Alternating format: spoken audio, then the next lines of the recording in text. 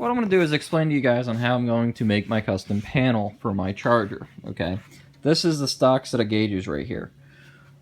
They kind of work, not really, not like I'd like. This is the OEM original gauges from 1970. I had them in the car for a while. Speedo kind of worked. I just rebadged it just to make it work so I could see the speed when I was driving it. But everything else pretty much is non-readable. So, and like the fuel gauge didn't work. The temp gauge worked. Oil pressure gauge was it was sporadic is the best way to put it.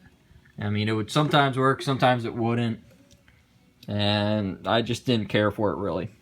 The wiper switches worked. The headlight switch on off worked.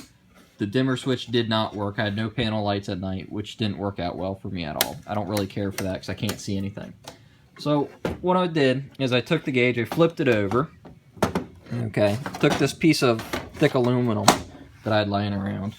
It's pretty thick. So I took that, I set the panel there, went through, set it there, traced it, and before I moved it for my trace, I took my center punch, and I went through and I center punched each of the mounting holes.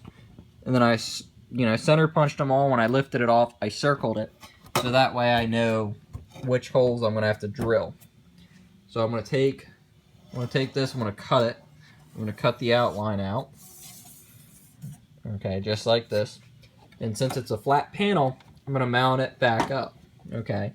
But before I mount it back up, I'm not going to use any of these gauges. I thought about getting them redone. I'm looking at about $1,500 to get my gauges redone.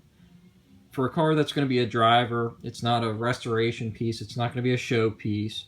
It's going to be a driver. And I just want them to work. So I don't really care about them being the original gauges or not. Just, I need them to work. So what I did is I went through and I ended up spending a little bit of money. I went through and picked up all autometer gauges for it. If you source them out, sometimes you can get them cheaper. Like I ordered one gauge from Advanced Auto, did it online, and I used the coupon code and saved a couple of bucks off. Got some from Amazon, and I got some actually from eBay. Like my tack gauge, I got from eBay. Brand new in the box. I know it's upside down in the box. I opened it up and looked at it. Everything was all sealed, brand new in the box. I got it for like 30 bucks. So you just got to figure out what gauges you want to run and figure out the part numbers. Like I got the tack. The original gauge doesn't have a tack. I got a new Speedo. You know, of course that's going to be nice with the new engine, so I can say, okay, the engine's got so many miles on it. But I'm also going to add a Hobbs meter in. So that way I can keep track of how many hours are actually on the engine. But I also got a new oil pressure gauge, new fuel level gauge. This one I bought here, it's a programmable gauge. I don't know if it shows it anywhere on the box, but it's completely programmable. I can set it up for any resistive fuel tank center unit. I can calibrate it from 0 to full, and it tells you how to do it all in the directions. I'm going with a voltage gauge instead of an amp gauge. The original gauges used amp, which is good, but it's a fire hazard. And like I said, I want this car to be a reliable driver. That's my goal. Something that I could jump in and I can go to Walmart and I'm not worried if it gets a dent from a shopping cart or another car hits the door. I'm not going to freak out and go, oh my god. So anyway, back to these. And then I also got a water gauge. Now, the other thing I'm doing is I got playing around on Summit. I found these indicator lights. They're really small lights, but they're LED.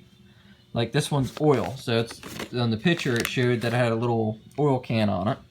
Then I got the high beam, green with the high beam light on it. And then I got left and right turn signal ones. Well, actually just turn indicators, what they're called. But they're just tiny little gauges that all I gotta do is drill a small hole and slide them in there. See, they got a little turn signal lamp. This one, I don't know if you can see, but a little high beam, which is pretty cool. And this got the little oil can, red oil can. I got these off of Summit. They're actually for a Harley. is what they're meant for. So I've had a couple Harleys. I know the gauges are nice and small. The indicators are nice and small. So that way I can put tiny little holes in there for my high beam, my oil, and all that. So that way I can do all that and have them work. With the back to the hobs, I got the 3-pole oil pressure switch. One that's closed when it doesn't have oil pressure. One that's open, or it has one that's closed when the oil pressure. The other one's open. And it's got one for power. Then when you have oil pressure, it closes the other switch and opens the first switch. So that way it can work the hour meter or Hobbs meter. So when it gets oil pressure, it starts that and starts ticking. And when I lose oil pressure, it will kick this light on. So I'll post up. I'll do some more videos of it as I'm going along doing it. But that's just how I'm getting started on it. Alright, here's what the cutout piece looks like. It's all been cut out. I fitted it, made sure it fit. I checked all my screw holes, made sure they all aligned.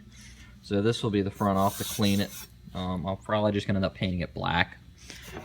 Here's what the back side looks like. This is where I laid everything out. I cut it along the lines and then I sanded it down smooth. And when I had the gauge cluster on there, I center punched the holes so I know where to drill using the original holes through the plastic gauge. And then what I did is I just put a circle around each of the holes so I could find them. So, but that's what it looks like when it's all cut out, fit. So now the next thing I got to do is I got to go through and I'm going to lay out where all my gauges mount. And I'm going to cut them holes and get them put in there, and then it'll be about done. You'll see that in a video later on as I'm laying them out. I'm going to do a video, update it, and I'll post that up too. Just so you can see how I lay it out, how I'm going to drill it all and do all that. So if you guys like this, look forward to the updated video. If you guys like these videos, please like, follow, and subscribe to my channel. Become a subscriber would be awesome. I'd love to see a bunch of subscribers to it. Then I get to see how many people are actually liking it, really. I mean, likes are cool, but it's also cool to see a subscriber. Well, thank you all for the time, and have a good evening, or good afternoon, or whichever day you're viewing this. It's evening where I'm at right now shooting this, so have a good evening.